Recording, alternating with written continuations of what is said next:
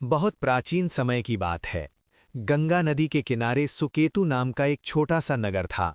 उसी नगर में सुमति नाम की एक निर्धन लेकिन अत्यंत संस्कारी और भगवान विष्णु की अनन्य भक्त महिला रहती थी। उसके पति का देहांत हो चुका था और वो अपने छोटे से बेटे के साथ कठिन जीवन जी रही थी।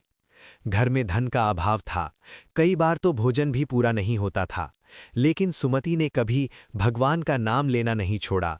हर दिन वो भगवान विष्णु की छोटी सी मूर्ति के सामने दीपक जलाती और प्रार्थना करती, हे नारायण, जो भी हो, मुझे अपनी भक्ति से कभी दूर मत करना। संत का उपदेश। एक दिन नगर में एक महान संत पधारे।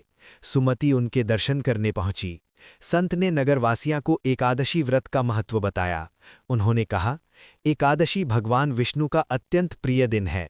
इस दिन व्रत करने से मनुष्य के पाप नष्ट होते हैं और जन्म जन्मांतर के कष्ट कट जाते हैं। सुमति ने विनम्रता से पूछा, महाराज, मैं तो गरीब हूँ, क्या मैं भी ये व्रत कर सकती हूँ? संत मुस्कुराए और बोले, बेटी, एकादशी का व्रत धन से नहीं, श्रद्धा और नियम से किया जाता है। फल, जल या केवल भगवान के नाम से भी ये व्रत पूर्ण हो जाता है। एकादशी व्रत का पालन। सुमति ने उसी क्षण निश्चय किया कि वो एकादशी का व्रत अवश्य करेगी। एकादशी के दिन वो प्रातःकाल स्नान करके साफ वस्त्र पहनी, तुलसी के पत्ते तोड़े और भगवान विष्णु की पूजा की। उसने अन्न का त्याग किया और दिन भर ओम नमो नारायणाय का जाप करती रही। दिन भर उसे भूख लगी, शरीर कमजोर हुआ, लेकिन उसके मन में अद्भुत शांति थी। शाम को उसने दीप जलाकर भगवान से प्रार्थना की, हे प्रभु, मेरी भक्ति स्वीकार करना। रात्रि जागरण और परीक्षा। रात्रि में सुमति ने जागरण किया।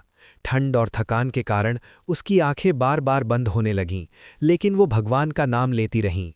तभी उसके घर के बाहर कुछ लोग भोजन कर रहे थे और उसे भी बुलाने लगे।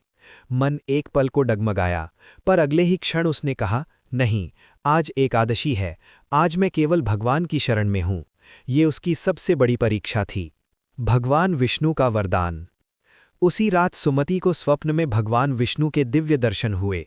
4 भुजाओं में शंख, चक्र, गदा और पद्म धारण किए प्रभु बोले, हे सुमति, तुमने श्रद्धा, संयम और विश्वास से एकादशी व्रत किया है।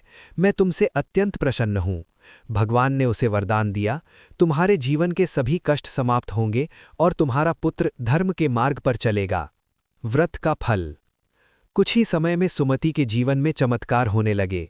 उसके बेटे को अच्छी शिक्षा मिली, घर में सुख शांति आई और उसकी भक्ति और भी गहरी हो गई।